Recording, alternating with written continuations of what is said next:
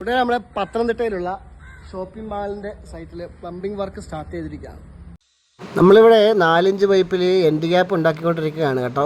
ട്രാപ്പിൻ്റെ മുകളിലും EWCയുടെ മുകളിലും വെക്കാനുള്ള പൈപ്പ് ഒരു 55 സെൻറ്റിമീറ്റർ 40 സെൻറ്റിമീറ്ററിൽ കട്ട് ചെയ്തിട്ട് അതിൽ ചെറിയ രീതിയിൽ ഒരു എൻഡ് ഗ്യാപ്പ് ഉണ്ടാക്കിയെടുക്കും. എൻഡ് ഗ്യാപ്പ് വാങ്ങണ്ടല്ലോ. നമ്മുടെ സ്റ്റാൻലിയുടെ ഹീറ്റിംഗ് ആണ് കേട്ടോ. കുറേ നാൾ നമ്മൾ ഉപയോഗിച്ച് ഏകദേശം ഒരു 6-7 വർഷത്തോളം നമ്മളിത് ഉപയോഗിച്ച് കേട്ടോ. ഈ പൈപ്പിന് എൻഡ് ഗ്യാപ്പ് അടിച്ച് കഴിയുന്നത് വരെ നമ്മൾ അറിഞ്ഞിരുന്നില്ല ഇനി അത് വർക്ക് ആവുകയില്ല എന്ന്. അടുത്ത പൈപ്പിന് എൻഡ് ഗ്യാപ്പ് അടിക്കാൻ നോക്കിയപ്പോൾ ഹവ. നമുക്കിവിടെ വന്നിരിക്കുന്ന ട്രാപ്പ് സ്റ്റാറിൻ്റെ ട്രാപ്പ് കേട്ടോ. നല്ല ട്രാപ്പാണ്. 3 സൈഡിലും എൻഡ് ഗ്യാപ്പ് ഉണ്ട്.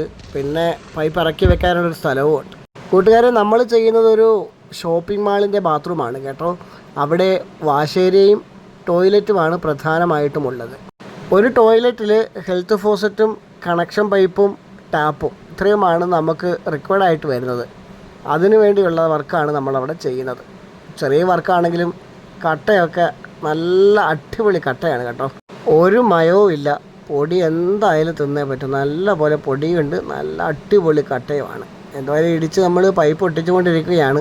ഇവിടെ നമ്മൾ എല്ലാ ബാത്റൂമിലും ആസ്റ്ററിൻ്റെ CPVC പൈപ്പും അതിൻ്റെ ഫിറ്റിങ്സുമാണ് ഉപയോഗിക്കുന്നത്. ഓരോ പൈപ്പ് ഒട്ടിക്കുമ്പോഴും കൃത്യമായ ശ്രദ്ധയും വീക്ഷണവും ഇല്ലയെന്നുണ്ടെങ്കിൽ നമുക്ക് പാളിപ്പോവും. അതുകൊണ്ട് ടൈൽസിൻ്റെ അളവ് വിട്ടിട്ട് കറക്റ്റായിട്ട് കട്ട് ചെയ്ത് വേണം വയ്ക്കേണ്ടത്.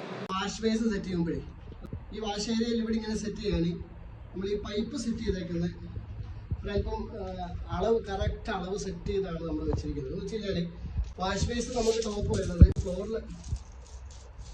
ലെവലിൽ നിന്ന് 85 വാഷ് ബേസിൻ്റെ ടോപ്പ് വരുന്നത്. മാർക്കറ്റ് ഈ 85 സെൻറ്റിമീറ്ററിൽ വാഷ് ബേസിൻ്റെ ടോപ്പ്. അപ്പോൾ 81 സെൻറ്റിമീറ്ററിലാണ് നമ്മൾ ഡ്രില്ല് ചെയ്യുന്നത്. ഇവിടെയാണ് ഡ്രില്ലിങ് വരുന്നത്. പിന്നെ ഇതിൻ്റെ പെഡസ്റ്റൽ വരുന്നത് 4 ഇഞ്ച് താഴായിരിക്കും. ഒരു 4 ഇഞ്ച് താഴായിരിക്കും പെഡസ്റ്റൽ വരുന്നത്. ഈ ഭാഗം മുതലാണ് പെഡസ്റ്റൽ വരുന്നത്. ഇതിൻ്റെ ഡ്രില്ല് വരുന്ന ഒരല്പം താഴ്ന്നിരിക്കും. ഇവിടെയും ഡ്രില്ല് വരും, ഇവിടെയും ഡ്രില്ല് വരും. ഇതിനെ കൂടെ നമ്മൾ പൈപ്പ് ഒഴിച്ചിട്ടുണ്ട്.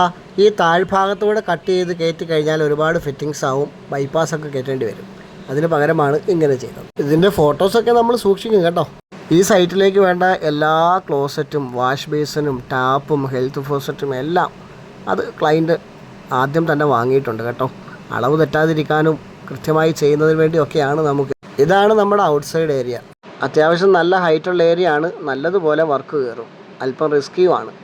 നമ്മുടെ ഈ സൈറ്റിലെ ബാലൻസ് വർക്കുകളും മറ്റ് അപ്ഡേറ്റുകളും ഒക്കെ നമ്മുടെ ചാനലിൽ അപ്ഡേറ്റ് ചെയ്യുന്നതായിരിക്കും. കുട്ടികളുടെ എല്ലാ സപ്പോർട്ടും സഹകരണവും ഷെയറും ഒക്കെ ഉണ്ടാവണം കേട്ടോ. അപ്പോൾ അടുത്ത വീഡിയോ ആയിട്ട് വരുന്നതുവരെ ഓക്കെ, ബൈ ബൈ.